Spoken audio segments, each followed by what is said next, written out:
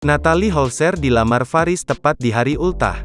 Natalie Holzer dilamar kekasihnya, Faris saat momen ulang tahunnya yang ke-30 tahun pada Rabu, tanggal 14 Desember tahun 2022. Tak disangka Faris sudah punya rencana untuk menikahi Natalie Holzer tahun depan.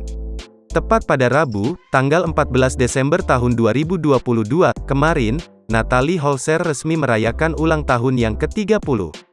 Mengutip YouTube Intense Investigasi, Jumat, tanggal 16 Desember tahun 2022, Natalie mendapatkan kejutan romantis dari Faris, berupa pemberian cincin. Cara Faris memberi cincin pada janda Sule itu tak ubahnya pria yang tengah melamar kekasihnya. Faris tampak berlutut di hadapan Natalie Holzer sambil menunjukkan cincin lamarannya. Di momen spesial tersebut, Faris pun meminta Natalie untuk menjadi pendamping hidupnya. Ditanya soal keseriusannya dengan Natalie Holzer, Faris mengatakan bahwa ia memang memikirkan untuk menjalani hubungan yang serius dengan sang kekasih.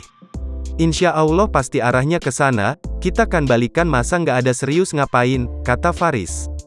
Faris bahkan mengaku siap menikahi Natalie pada 2023 mendatang. Kalau dilancarkan ya insya Allah lah, ucap Faris.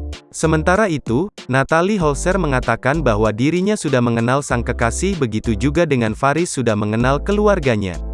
Karena aku udah kenal sama keluarganya. Keluarga aku juga udah kenal banget sama keluarganya Faris, terangnya. Natalie Holzer tampaknya serius menjalin hubungan dengan mantan pacarnya yang bernama Faris. Bahkan, Natalie Holzer sempat keceplosan mengungkap rencana pernikahan dengan Faris akan digelar tahun depan.